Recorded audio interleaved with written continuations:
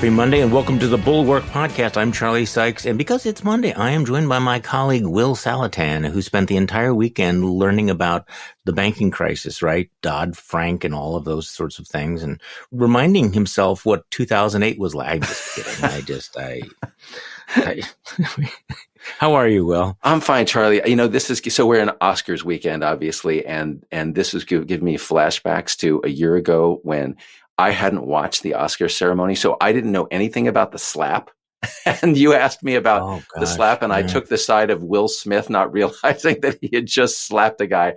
And so, yeah, I'm very excited that there was no slap this year, so I can't screw it up as badly as I did then. I just have no material for you on the Oscars. So people who are tuning in to find out Oscar stuff, I think Sonny Bunch is going to have this nailed, but us, I think we have nothing. Okay, so I assumed that we were going to start this morning talking about Mike Pence and Ron DeSantis, but instead we have to talk about Silicon Valley freaking bank. Yeah, no, so the government has stepped in to bail out a bank, in a manner of speaking.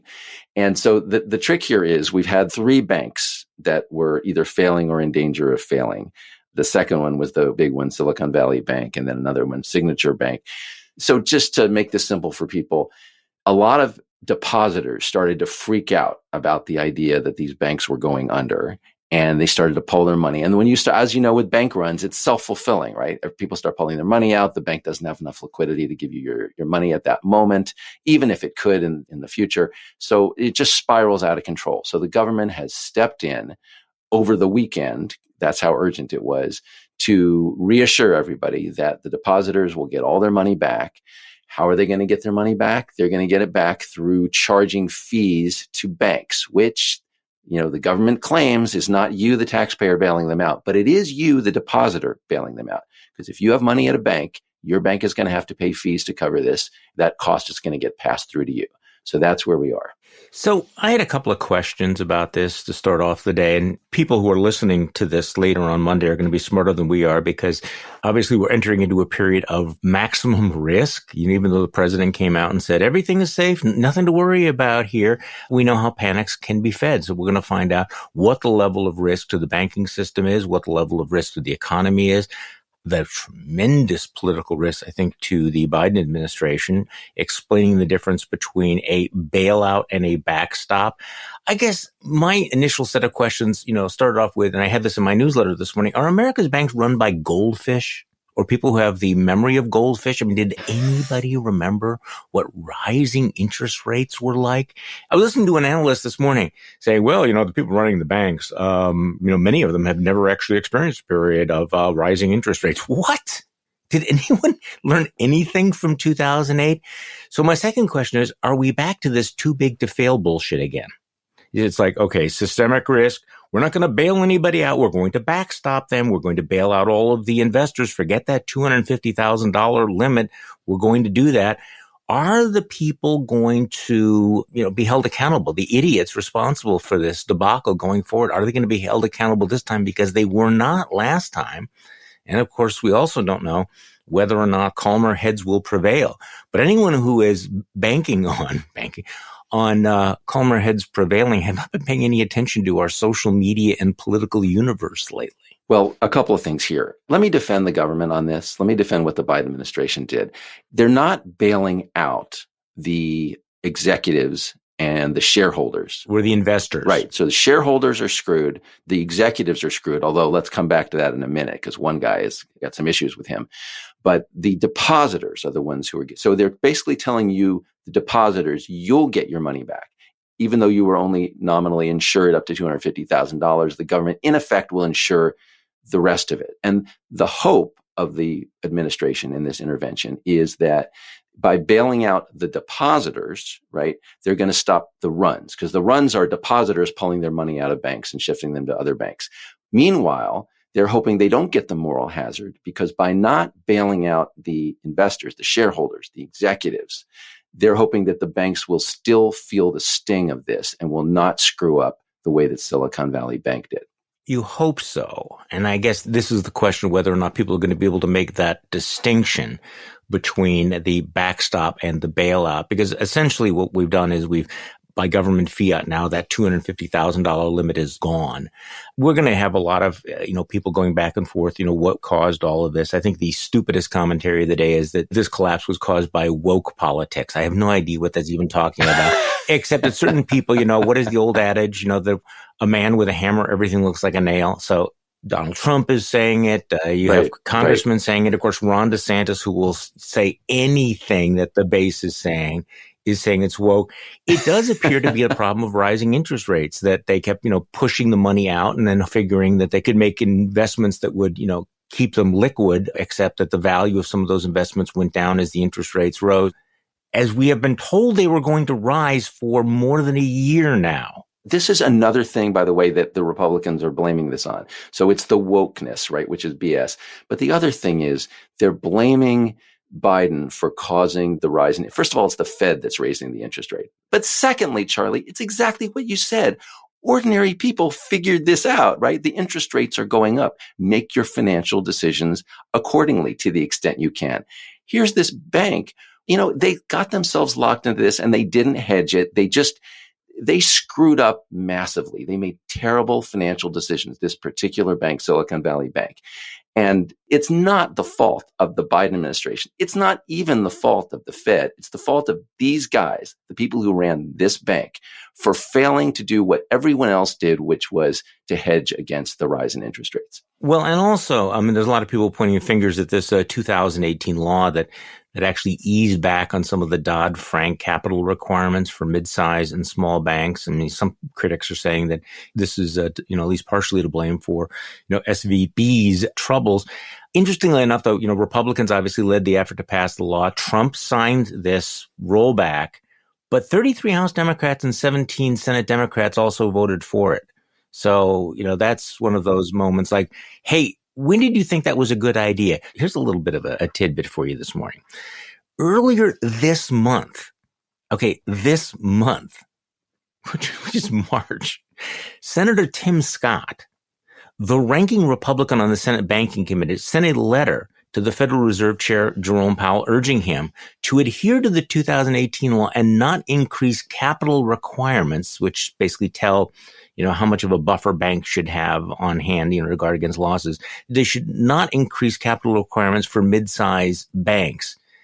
So even with this impending crisis, you had politicians telling the Fed, hey, don't require the banks, to toughen up their liquidity. Why politicians are engaging in this kind of micromanagement, why they are engaging in this. And apparently Tim Scott, who's running for president, and Lord knows what the motivations are here, he's standing by his letter, even though obviously now we're seeing the disastrous consequences of it. So once again, the involvement of the politicians in Washington is not covered with glory. No, it's not. And Charlie, this gets to one of my favorite topics, which is fake libertarianism, right? So we deregulate the market. We say, we don't want to require you to have liquidity. We do this in the name of the free market, which is supposed to be sink or swim. You take your risks, you reap the rewards. If the risk pans out, you pay the consequences if the risk fails, right? But in reality, what we're seeing is that when you fail and you're threatening to take other people and other banks down with you because of the panic, in that situation, we're going to step in and we're going to cover you, right? Suddenly, everybody's a socialist. Everybody's a socialist. Yes. So just to be clear to people, I'm not a socialist about this. I generally am a libertarian, but you have to be honest with yourself about what consequences you're willing to allow people to suffer, right? So for example, in the case of healthcare, if you're not willing to let people die when they need medical care, then you need to socialize the cost of medicine somewhat, because you know that when people get sick, you're going to provide the care. So let's be clear about that up front. Let's distribute the cost fairly and not later on do it under the table. Similarly with banking, right? If we're going to insure deposits de facto above $250,000, your whole payroll, what was it, like 50% of companies in America backed by venture capital apparently had money in this bank, right? If we're going to bail them out and we're going to go over the 250, then let's pack that into the deposit insurance upfront and not later on pretend that didn't happen. This is the upfront thing. Let's understand what the permissible risks are. And if someone wants to engage in risky behavior, I think it should be clear right from the get-go, this is a risk, which means you can lose money, and we're not going to bail you out. We're not going to tell you what to do necessarily. Well, maybe we are in terms of regulation, but we're not going to be coming, when you start, screaming for the feds to bail you out, because otherwise we get this kind of situation. And I don't know what role Bitcoin and crypto played in all of this, but I'm telling you that if anybody that had my money in it was saying, hey, by the way, we're diversifying into Bitcoin and crypto, I'm like, I'm gone. I'm out of here. I just don't want to be part of this anymore. Right. So because I understand it, but then I'm not going to call my congressman and say, hey, can you take care of me? Because I was playing free marketeer out here, and amazingly things went wrong. So everybody else is getting bailed out. Can I get my bailout? Right. And we are getting screwed by crypto. The first of the banks that went was not Silicon Valley Bank. It was called Silvergate, and they had loans out to crypto companies. And if the government has to step in, that's you and me and every depositor paying fees to bail out the people who bet on crypto. So that is absolutely infuriating. One other thing, Charlie, you brought up social media before.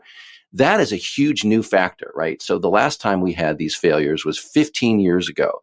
Now it's completely different because of Twitter, right? Because the run is accelerated by people just tweeting out, get your money out of these regional banks.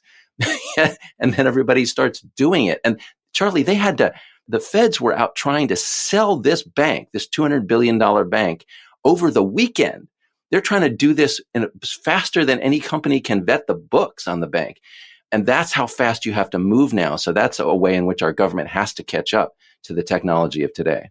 I do think that in terms of which way the populist winds blow, we're going to see how the politics play out. But that's also an added level of risk, because I just think that there is zero appetite for anything remotely looking like, smelling like, walking like, talking like a bailout. And of course, that they're saying there's no bailout except that we're doing these things. Okay, so, all right. Mike Pence. So I spent an inordinate amount of time yesterday, as you know, because you were on Slack, looking for audio or video of Mike Pence's comments at the Gridiron Dinner on Saturday night. And lo and behold, as we all now know, there are none. Right. There are none. So what do we make of this? I called it this morning. I was on Morning Joe, and I said, talking about Mike Pence's denunciation of Donald Trump for his role in the insurrection, that it was a profile in half courage. Like, hey, this is great, but, counting on history to judge Donald Trump harshly when you yourself will not testify and are resisting subpoenas is sort of just kind of halfway there, kind of halfway pregnant, halfway courageous, not quite doing it. Well, I want to give Pence credit for one thing here, which is that he's speaking out after Tucker Carlson has put out his, warped version of January 6th. And a lot of what Pence was doing here, I think, was not aimed at so much at Trump as it was at Carlson and his lies about January 6th. So one of his lines was, the American people have a right to know what took place at the Capitol on January 6th. What happened that day was a disgrace, and it mocks decency to portray it in any other way. Yeah. It's not like Trump has said anything new. That's Carlson. And that's a shot. No, that's a shot at Carlson and his Gophers in the House GOP. And he went on to say, tourists did not injure 140 police officers by simply sightseeing. Tourists don't break down doors to get to the Speaker of the House. Tourists do not threaten public officials. So this was a strong statement. But I guess the question is, okay, choosing to unleash this attack to a group of glittery DC insiders, political types, and journalists is one thing. Saying it on Fox News or saying it to a Republican event is something very different. Is he going to do that? Charlie, okay, so usually I'm the one looking for the pony and you're the one pointing out all the manure. So yeah. I don't have to dig for the pony here. I feel like the pony is right in front of us and you're focusing on the manure. Now that's fair. That's fair, like what Mike Pence didn't do here. It's a giant pile. So, I mean, he's fighting a subpoena. He's refusing to testify. He's waiting on the Doris Kearns Goodwin of the future to kick Trump's ass. Oh, yeah. We're going to sick Michael Beschloss's students on you. Those historians are going to rip you a new me. I'm just going to hide behind my lawyers. I'm sorry. Go ahead. Okay. All right. I'll give in for a minute here. So let's talk about what he didn't do. The historians, you're bringing up a really good point here. The big line that people loved from this was Mike Pence saying, what was it? History will hold Donald Trump accountable. Ooh. Okay. Well, I think that's true. And I hope it's true. But I feel like when you're in the moment, you're the former vice president who has been asked to testify first by the January 6th committee, then the special counsel. You've refused both. You could be acting in the present to hold Trump accountable. Yes. Instead, you deliver this line about history will hold, which I feel like is a way of kicking the can way, way down the road. You're saying somebody else, my grandchildren, will judge this time, when I could have acted in the moment. So that does infuriate me that he doesn't act in the present and he passes it off to history. So where'd the pony go? Well, what did you do with the pony here? Okay. The pony is, we're looking at a political party where nobody has the courage to just stand up and state the truth. And so for Mike Pence to do that, which is to the extent anyone in the presidential field on the Republican side is stating the truth, he's the one doing it, right? All right. I am willing to ride this pony at least around the parking lot a little bit here, because you are right. He is unambiguous there when he talks about, he says President Trump was wrong. He said some of this before. He said a lot of this even in his book. He said, I had no right to overturn the election. And his reckless words endangered my family and everyone at the Capitol that day. And I know that history will hold Donald Trump accountable. There is no other Republican that I know of who has been that direct. I don't know what Chris Christie has said. And I guess the tragedy is that Mike Pence, and I wrote this today, and I'm going to get some flack from people who don't actually read the article. My newsletter, Morning Shot, says, why not Pence? Why not Pence? Think about it on paper. Former governor, former vice president of the United States, solid conservative, Christian right, loves him. He was anti-woke before it was super cool, right? Hyper loyal defender of the Trump agenda. So what's not to like if you're a Republican? And the answer is, what uniquely disqualifies him, why he will never be president, why he will never be the nominee, is this one thing, because he refused to aid and abet the coup, and he's called them out on it, and they will never, ever forgive him for that. And that's such a commentary on the Republican Party. But the tragedy is also that by being mealy-mouthed about it, and by only these shows of half courage, he's actually kind of putting himself in the no man's land, right? He's neither too hot nor too cold. He's not willing to embrace his own freaking legacy. He's willing to go far enough to disqualify himself from ever winning the Republican nomination, but not far enough for the rest of America to go, that man's a hero. Right. And to your point, so, people say, well, there's no video of this, right? Because where was it delivered? At a dinner featuring a bunch of Washington insiders and journalists. And incredibly, Charlie, there's a story in Politico about they talked to Pence's advisors about what thoughts went into this. And the thought is exactly what you would expect given the context. Mm-hmm. This was about Mike Pence's relationship with the press. With Washington insiders. Pence's advisors actually said they're trying to connect with these people and show that he's the adult in the room and that he's friendly to the press. A lot of his remarks were about the importance of a free press and what the press is sacrificed for and all that. And that's great. And they're sort of modeling it on John McCain's campaign. But John McCain's campaign, 2008, that's a long time ago. That's before the Tea Party, right? And the whole Republican Party that we've seen since then and that you're describing is a completely different context in which being the candidate of the press will not get you anywhere in a Republican primary. Well, also, you mentioned this Politico report and, about Mike Pence's advisors saw the Gridiron Dinner as this opportunity to amplify his criticism. And then there's this sentence here. See if you can pick out the flaw. They also believed it would help Pence win over his most skeptical audience these days, Washington insiders and journalists who have given him short shrift in the early 2024 primary. The flaw is, and I probably should have gone off on this a little bit more intensely, this is not his most skeptical audience. This may be his most irrelevant audience, but it is not his most skeptical audience. His most skeptical audience is the Republican base who will vote in Republican primaries next year. They are way more skeptical. The MAGAverse people, the people in the Trump cult, are way more skeptical than the Washington insiders because they don't get a vote in the primary, really. In fact, if you wanted to pick out like a focus group that is the worst possible focus group in America for a Republican presidential candidate, it would be these folks. These are the people that the Republican base most despises. You wake them up at 3:00 in the morning and they say, who do you hate the most? It would be the Washington elite, the Washington media, right? So I'm not sure this was worth it for him. Okay, so Charlie, you've depressed me with all of this. So can I go back to the pony for a minute? Get the damn pony. We're in agreement that Pence himself has not really covered himself in glory and has cut short what he should have said and how he should have said it. But it is really important in the long term that we defend two things. One is the idea of truth, the idea of verifying truth, as opposed to the lies, the propaganda that people like Tucker Carlson put out. And the other is the idea of backing the blue, the law enforcement, seriously in all contexts, right? The Republican Party has largely abandoned that. They're for police when they're fighting black people who are protesting the killing of a black man. They're not for police when a bunch of white people attack the Capitol, et cetera. So in this speech, Pence says the line about, tourists don't injure 140 police officers, the one you read. Tourists don't break down doors. Charlie, that's evidence. What Pence is doing is he's saying Tucker Carlson is hiding from you some very basic facts that show what really happened on January 6th. And it's really important to establish the idea that we're going to settle what happened by consulting facts, the injuries, the damage to property.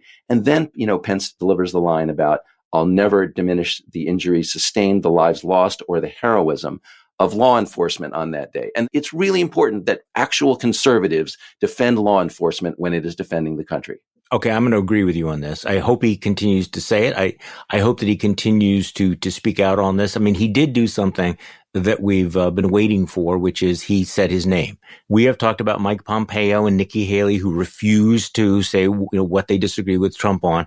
To his credit, Mike Pence is saying it, and I think that's good. And I think that the pushing back against the Fox News denialism is absolutely crucial because it has to come from that side, right? I mean, it has to come from conservatives. It doesn't matter what NPR says or the New York Times or what, frankly, you and I say about all of this. It's got to come from somebody that still has some residual level of trust. I mean, it's way diminished now. So, yeah, it is good that he's saying that. This Fox thing is just not, by the way, continues to, what is the word? Deteriorate. More text messages, emails over the weekend, where somebody is referring to the audience as a bunch of cousin bleeping terrorists. I mean, the level of contempt they have for their own audience is truly amazing.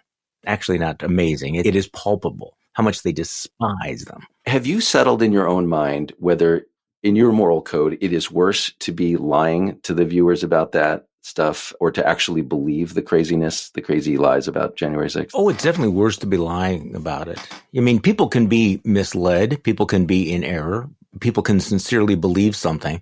But the real rank hypocrisy of knowing it's a lie and pushing it out anyway, I think that's worse. What do you think? Yeah, I don't know. I'm just thinking about somebody like Maria Bartiromo, who seems to genuinely believe the lies. Yeah. It frightens me that she has so much TV time to control when she's fairly deranged. And I almost feel more comfortable knowing that somebody like Tucker Carlson, as awful as he is, actually knows the truth, because I'm afraid of the whole idea of truth unraveling. Well, this is interesting because, in terms of like Dantes Hell of, who's the worst sinner, I've always made a distinction between the people who are just merely dumb versus the people who know better and then who misuse their talents. The people who know better and yet, continue to spread the disinformation, I think are far worse. So I guess I would put the people who are just like, dumb as a box of rocks, Sean Hannity, and put them in the same category as the merely gullible or the gullible like Maria Bartiromo. And then you have Tucker, who is a consciously malign actor. So I do think he's morally worse. But again, there's a certain danger having morons running around the China shop with hammers. Right? I mean, so they can do the same amount of damage. Did I see that Smartmatic is now coming in with another big giant lawsuit against Fox News? Right. I have no idea, though, whether they have done any of, I assume that Dominion got all the good text messages that were there to get. They've done all the work. So Smartmatic won't have the same news value in terms of exposing the dishonesty at Fox. Well, they're asking for more than $2 billion. So you know how it is. It's, a billion here, a billion there. Before you know it, it adds up to real money.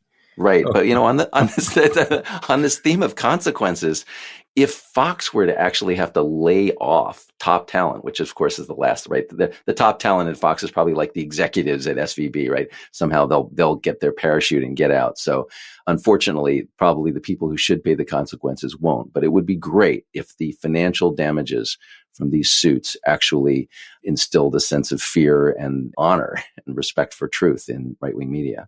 Yeah, that's not going to happen. I would settle for a sense of fear, anxiety, and a decision not to cross those lines again because it's too dangerous. That's the most I can hope for. Mm-hmm. That conscience being that small voice telling you somebody may be watching and they may have lawyers. That's as much as we can hope for. Okay, so Will, this was the weekend that we got our first really, I think kind of a good glimpse of Ron DeSantis out in the wild as he's pushing his book. He's campaigning, moving closer and closer to an actual presidential campaign. And he's in Iowa pressing the flesh. Sounds like he's a little awkward, a little, not used to that kind of retail politics, but otherwise generating the kind of interest. What do you think? Kind of interest that he would hope for? He's got to be kind of pleased? Yeah. I mean, I guess I would distinguish at this point between DeSantis himself as a performer and the larger context of what people expect and hope for from him. I mean, he's got a lot behind him because he's viewed as, a successful governor who checks a lot of the boxes in terms of why people like Donald Trump. DeSantis has the right enemies. He's attacking the woke and all that. But he's got a governing record, and he isn't, a jackass in the same way that Trump is.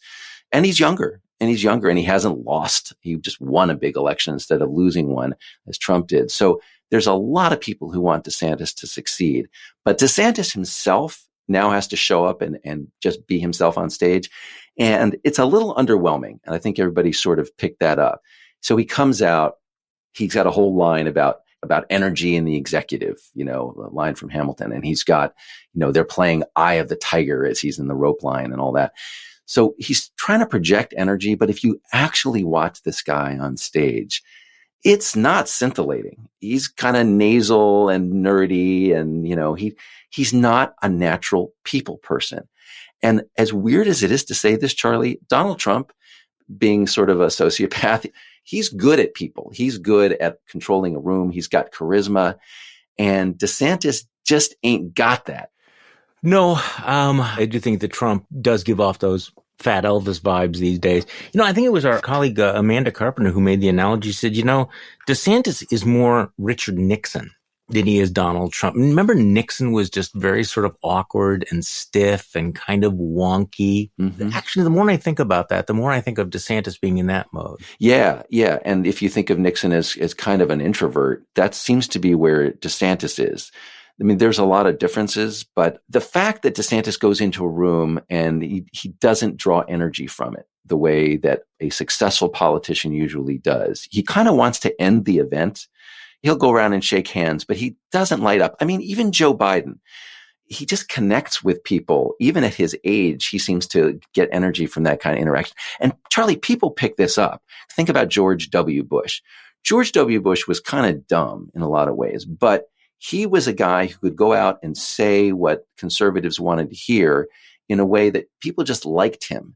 There's some value in having the front man be somebody who's likable and who connects that way. And if DeSantis isn't that guy, that's going to be a problem. Well, also, and I know this is an overused term, authenticity, that people want you to be authentic. And I think that can be overstated. On the other hand, the thing about DeSantis that continually strikes me is that he's playing a role. I mean, I don't know who the real Ron DeSantis is, but he's clearly decided that the quote unquote Ron DeSantis who's running for president right now is going to be a certain persona. And he's not obviously, running as an anti-Trumpist. He's running as the successor to Trump, right? I mean, he is going for the Trumpian red meat that I'm Trumpism without Donald Trump. And you see it. And so there's always that little gap of inauthenticity. Now, maybe he does believe all of these things, but it does feel like he's putting on the kind of, the Trumpian mask every time he goes on, because everything is knee jerk. Everything feels like it's rote. He keeps going back to the same things. You picked out some soundbite. He was in Des Moines and in Davenport this weekend. Am I right about this? And gave almost identically the same speech. Yep. And he's really, really proud of sending the immigrants, the asylum seekers, up to Martha's Vineyard. And apparently the crowds, they're showing up, really like that. There's two different sound bites. He says virtually the same thing. This is Ron DeSantis from Davenport, Iowa this weekend.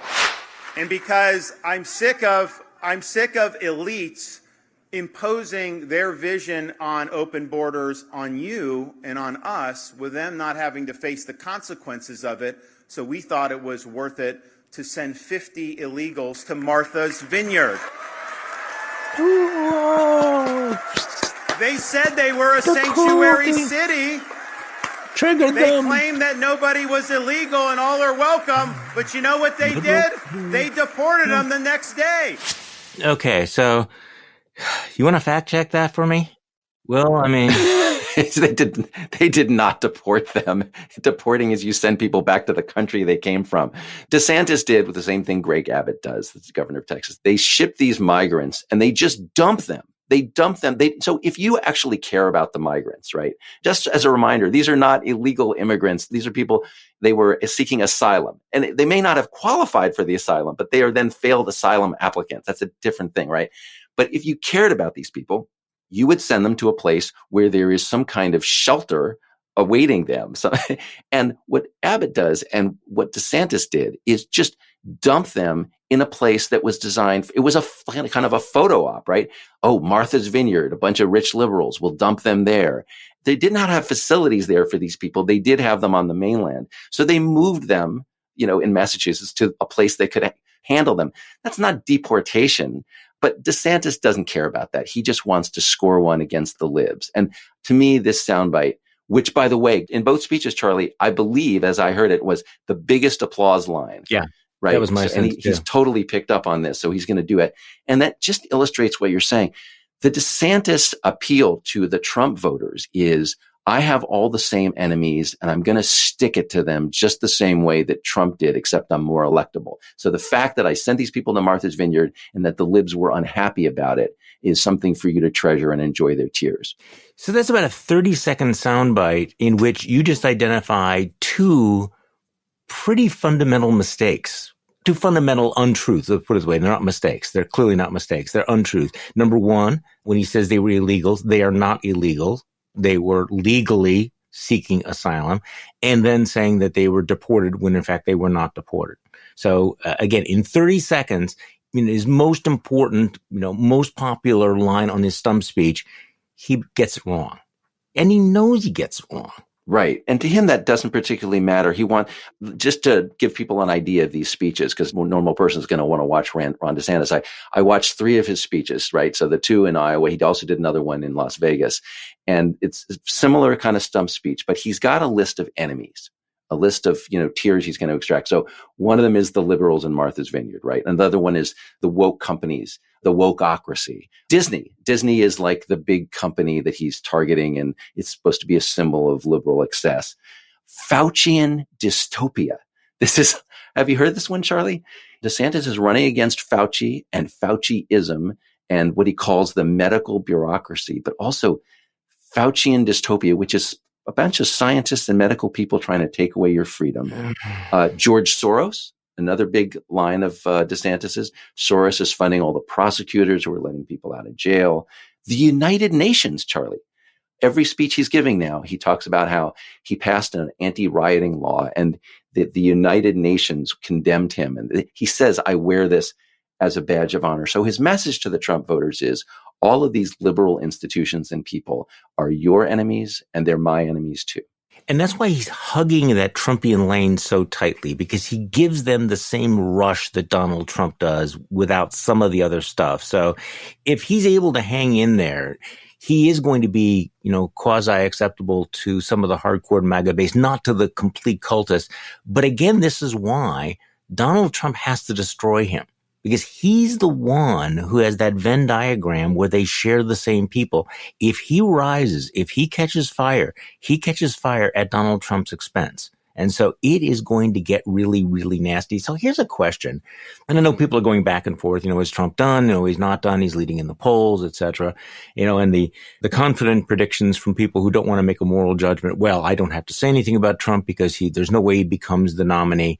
My question is, how does Trump lose? What is the scenario in which Trump goes away or is defeated? I mean, if people work that out, which will be the primary defeat that will end his presidential ambitions?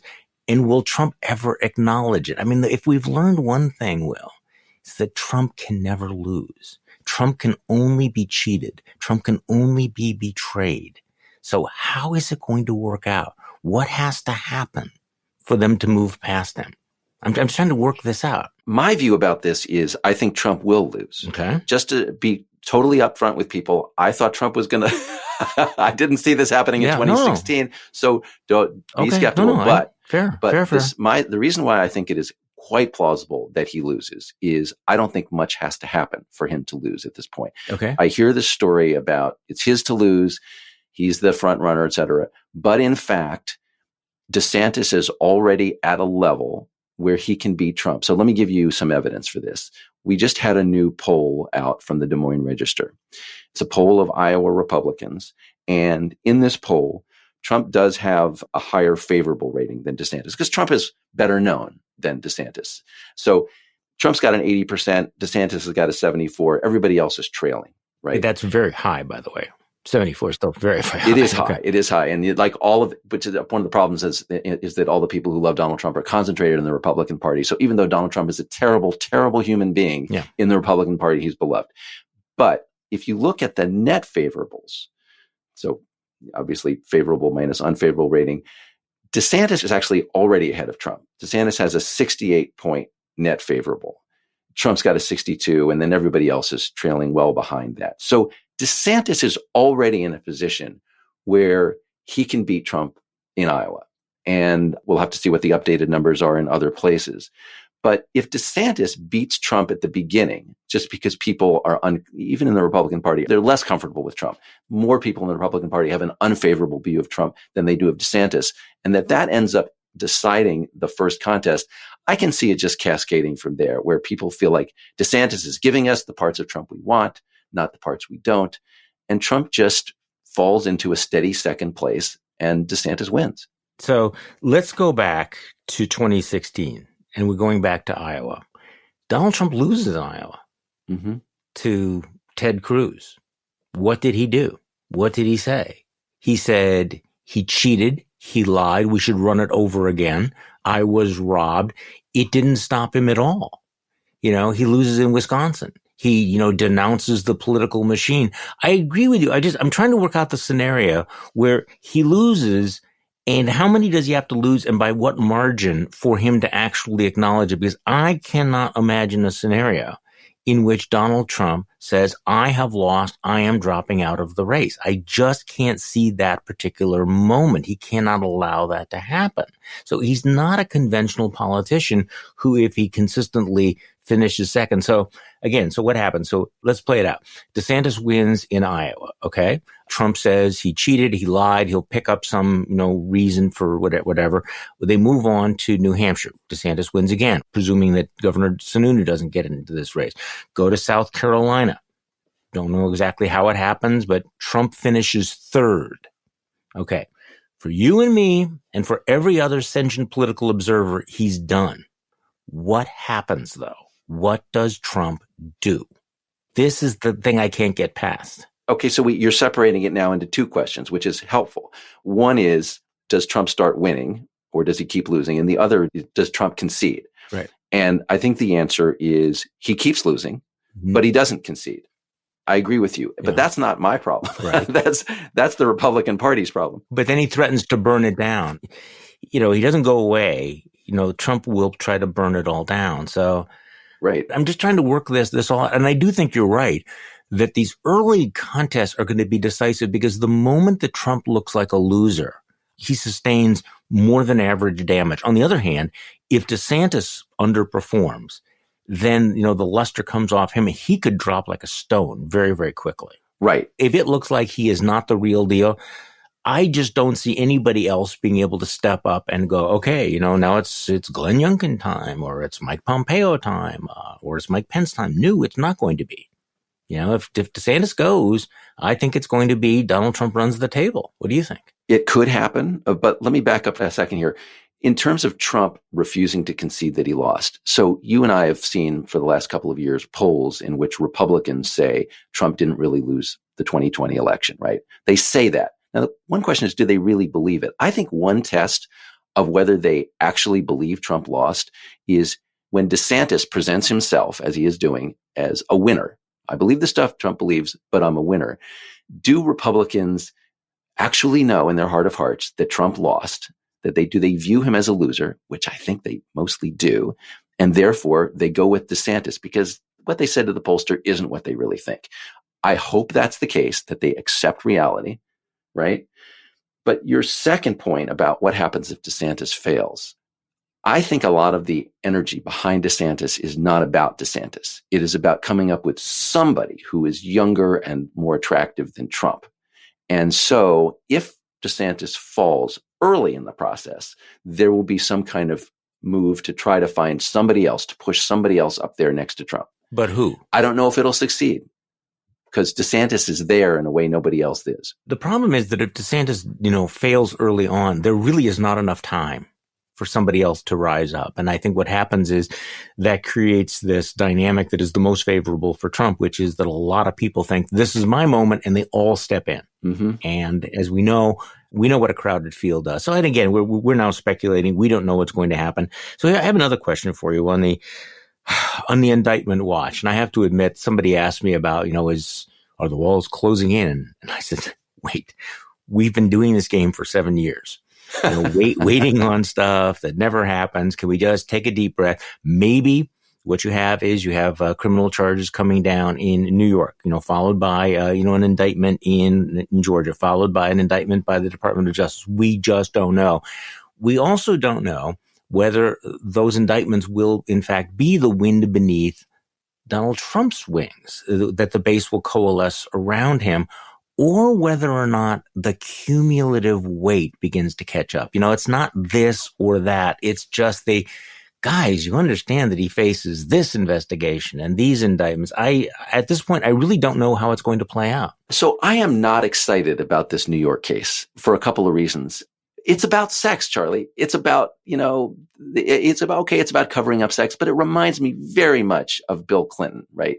For Clinton, it's Monica Lewinsky. For Trump, it's Stormy Daniels. But still, whatever financial crimes are involved, it's still about sex. And I just don't think enough people are going to think that, they're going to support an indictment, a prosecution, a conviction over something like that. And it just seems like such weak sauce, given that Trump has much greater crimes out there. So I think it won't hurt him. I do not disagree with you. Yeah. And I think, to your point, I think it does help him because he gets to play the victim, and being the victim, is a lot of people on the right now are picked up victimology from the left, and it's all about we're being oppressed and Trump is being oppressed more than anyone and all that stuff. But it might add to your other point, it might add to the idea that Trump is not just a victim, but a loser, that he's carrying too much baggage. And therefore, whatever the baggage is, we're better off going with DeSantis or somebody else. Well, that's going to be what will be interesting to watch, is how DeSantis and the others handle this, because, of course, they will have to issue some sort of boilerplate criticism of whoever issues the indictments or the Department of Justice. But it's got to be boilerplate enough. It's got to be clearly boilerplate, like, yes, I am shocked and appalled by this. Wink, wink. Let's move on to something else.